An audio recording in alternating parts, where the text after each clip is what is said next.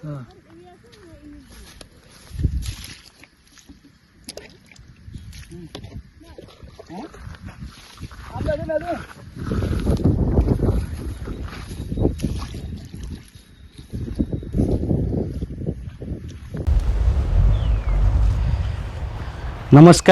जय Jagannath. Sanvi nursery YouTube channel को आपण मानक स्वागत। आज आम ए वीडियो रे आलोचना करिया आपण पनीपरिबा एवं फल चाष करूछंती कि आपण ऑर्गेनिक चाष करिबा को भाबुछंती कि आपण माने बाड़ी बगीचा एवं छात ऊपर गछ लगाउछंती कि तेबे एही वीडियोटी आपण मानक पई निहाती गुरुत्वपूर्ण अटे। जदि आपण वीडियोटी को देखुछंती एवं माटी मा को एवं प्रकृति को भल पाउथिबे तेबे चैनल को सब्सक्राइब करंतु, वीडियोटी को लाइक करबा संगे संगे शेयर करंतु। गुरुत्वपूर्ण वीडियो आपण मानक प्रदान करिवो जो वीडियो रे आपण माने देखि परिबे तरल खाद्य तथा ना तार होउची जीवामृत किपरि प्रस्तुत करा जाय, की सामग्री निया जाए से विषय रे आलोचना करिया। केवल जीवामृत केवल पिजुड़ी चाष पई आपण आकु पनीपरिबा चाष रे तथा बाइगण, पोटल, भेंडी, कलरा सबुथिरे यूज करि परिबे। धान चाष रे मध्ये यूज करि परिबे।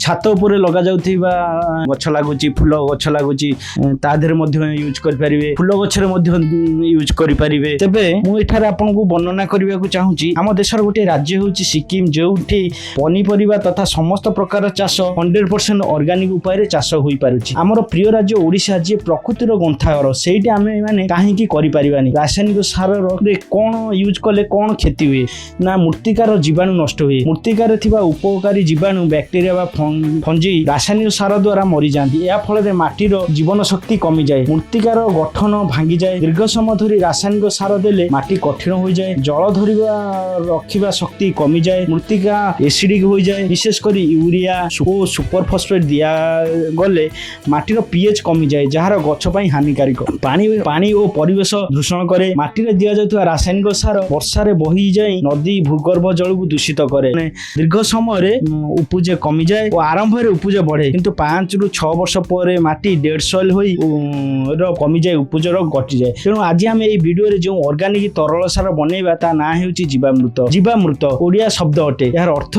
जीव और अमृत, अर्थात जीवन देउथिबा अमृत। सरल भाव रे कहिले जीवामृत होउची गोमूत्र, गोबर, गुड़, बेसन, कदली और क्षीर पानी मिसाई तैयारी करा जाइथिबा जीवाणु घन और द्रव सार। या काहेकि व्यवहार करा जाए? जीवामृत माटी रे थिबा उपकारी जीवाणु को बढ़ाई माटी को सजीव और उर्वर करे और गछर उत्पादन भल करे। मुख्य उपकारिता कौन? माटीर जीवन शक्ति बढ़ाए, गछ को प्राकृतिक खाद्य दिए, रासायनिक सार आवश्यक कमाए, गछर प्रतिरोधक शक्ति बढ़ाए। चाषी माने एहाकु जैविक चाषर आधार भाव में देखती। समस्ते गुड़, गोबर, बेसन, गोमूत्र माटी प्रस्तुत, किंतु एही वीडियो रे दुईटी नूतन द्रव्य जोग करा जिवो। केउं द्रव्य काहेकि व्यवहार करा जाउची ता भी आपण माने निहाती जानिबा आवश्यक। अनेक वीडियो रे सामग्री को मिश्रित करी प्रस्तुत करंती, किंतु केउं द्रव्यर काम कोन काहेकि व्यवहार करा जाय आलोचना करा जायनी। किंतु एही वीडियो रे सामग्रीर परिमाण सह काहेकि व्यवहार करा जाय आलोचना करिवा। आमे जो नूतन द्रव्य दुईटी जोग करिवा, गोटे होची क्षीर, अन्यटी होची पाचेला कदली।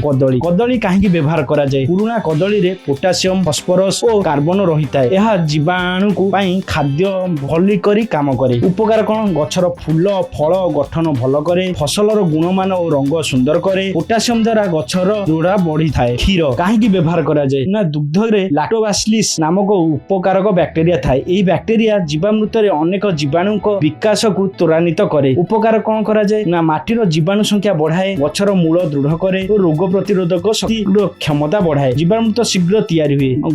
गोबर आमे काहेकि यूज करिया, काहेकि व्यवहार करा जाए? गोबर हेउची प्राकृतिक जीवाणु, फंगस और पोषक द्रव्यर उत्स। यह माटी को जीवन दिए। उपकार कौन करे? माटीर उर्वरता बढ़ाए। जीवामृत रे उपकार बैक्टेरिया को जन्म देइथाए। गछर पाली पोषण सठिक भाव में हुए। बेसन नहले आपण डाली चूना भी जेकोसी डाली रो चूना भी नहीं पारिबे। काहेकि बेसन को आमे काहेकि व्यवहार करा जाए? बेसन हेउची नाइट्रोजन और प्रोटीन रो स्रोत। यह जीवामृत रे थिबा जीवाणु को खाद्य दिए। उपकार माटी रे नाइट्रोजन राशि बढ़ाए, गछर पत्र हरित और सुस्थ हुए, जीवाणु विकासित द्रुत करे। गोमूत्र काहेकि व्यवहार करा जाए? गोमूत्र रे यूरिया, फॉस्फेट, पोटासियम और एंटीबायोटिक गुण थाए। यह जीवामृत रोग नियंत्रक भली काम करे। उपकार कौन? माटी रे कीट और फंपुनिया रोग नियंत्रण करे। गछर पोषण शोषण शक्ति बढ़ाए, जीवाणु को गतिशीलता बढ़ाई जीवामृत को सक्रिय करे। गुड़ काहेकि व्यवहार करा जाए? जीवाणु को पई खाद्य, एनर्जी सोर्स। गुड़ रे ग्लूकोज और सुक्रोज थाए, जहा जीवामृत थिबा उपकार जीवाणु मान को शक्ति जोगाए। एही जीवाणु माटी रे पोषक उत्पन्न करी गछ को देई थाए। जीवाणु विकास बढ़ाए। गुड़ थिबारु जीवामृत थिबा बैक्टेरिया फंगस और अन्य उपकार जीवाणु द्रुत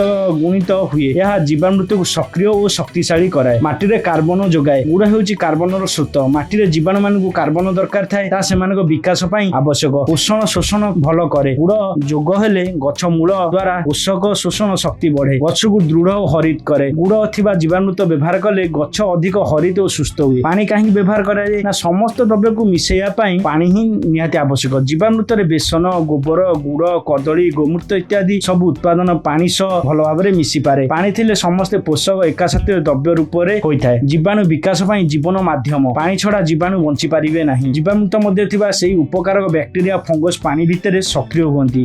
फर्मेंटेशन पई आवश्यक। कोन आवश्यक? जीवामृत 7 दिन लागि थाए प्रस्तुत पई। एही सबरे जीवाणु फर्मेशन द्वारा पोषक उत्पादन करती। पानी एही प्रक्रिया पई आवश्यक। गछ को सहज रे देबा पई पानी द्वारा जीवामृत द्रव्य रूपे होई गछ मूल तळु सहज रे पहुंचे। एही द्रव्य माध्यम रे गछ शीघ्र पोषक शोषण करि पारे। माटीर आर्द्रता और जीवाणुर संतुलन रखे। पानी थिले माटी रे जीवाणु अधिक समय जाए सक्रिय करे। यह माटीर तापमात्रा और आर्द्रता नियंत्रण करे। तबे बर गछर मूलर माटी काहेकि व्यवहार करा जाए?